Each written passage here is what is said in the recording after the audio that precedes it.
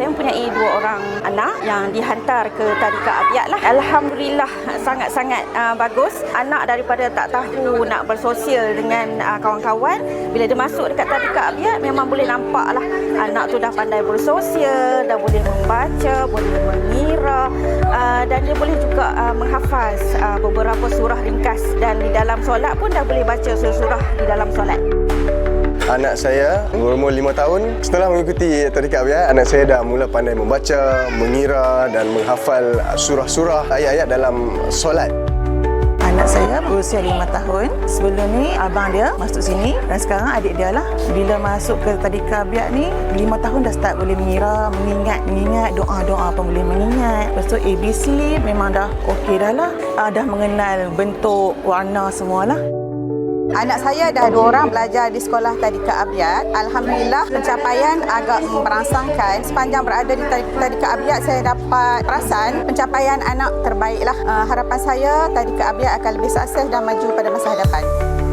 Anak saya belajar dekat tadika Abiat ni dah 3 tahun. Anak saya dari awal dulu dia macam kurang sikit dari segi akademik ni. Start masuk tahun ke-4, tahun ke-5, saya perasan dia dah boleh baca dah. Jadi saya nampak peningkatan dia kat situ. Saya perasan juga macam kalau dia balik, dia akan ada je doa baru untuk baca dekat saya, bagi saya dengar. Lepas tu saya rasa macam Alhamdulillah lah, ada peningkatan dari segi akademik pun ada, pengajian Islam, pendidikan Islam pun ada. Kami akan setia lagi lah dekat sini untuk tahun yang terakhir untuk anak saya.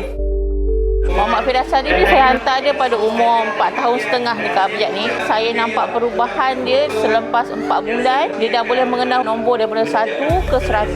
ABC tu memang dah boleh. Dia punya perkembangan dia sangat positif dan saya sangat bersyukurlah sebab saya hantar ke Abiat ni. Anak saya Surah saja dalam tadika Abiat. Dia daripada 5 tahun dan sekarang pun 6 tahun saya tetap hantar kat tadika Abiat. Alhamdulillah anak saya daripada umur 5 tahun dia boleh membaca, dan prestasi dia saya tengok dalam tadika Abiat ni banyak membantu dia dalam segi hafazan, membaca Al-Quran. Alhamdulillah lah. Ada di tadika ni seorang dia je lah, Ahmad Harashani bin Sadan, 6 tahun. Prestasi sangat membanggakan lah. Daripada kosong, tak tahu membaca, mengira, sampailah ni dah boleh. Prestasi yang membanggakan. Yang anak saya ni saya hantar untuk tadika dekat sini lah. Kawan-kawan bagi tahu tempat ni kira macam okey lah untuk anak saya. Dari segi membaca, ada 2-3 patah perkataan boleh membaca. Mengaji, Alhamdulillah dia boleh hafal surah-surah yang basic-basic lah. Dan mengira pun dia okey.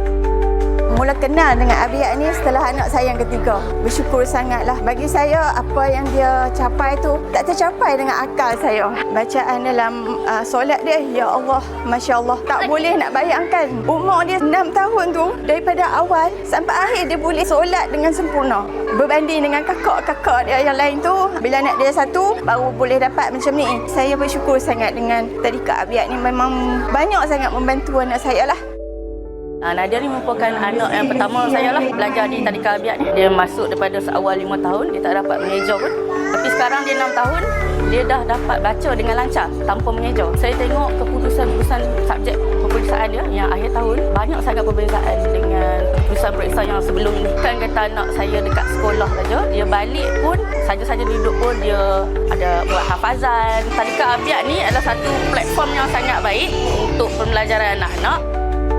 Saya ada 2 orang anak lah yang bersekolah di tadika Abiat. Yang abang tu dia dapat menguasai kemahiran membaca, menulis dan mengira dengan baik sekali lah. Solat dengan baik sekali. Yang dapat menghafaz surah-surah pendek lah. Duduk ada saya. Setiap kali datang ke sekolah, dia tak mau datang sekolah. Saya tak ada masalah pun daripada umur 4 tahun sampailah dia 6 tahun. Dia hari-hari memang akan pergi sekolah. Dia tak pernah buat perangai apa-apa. Memang dia seronok lah.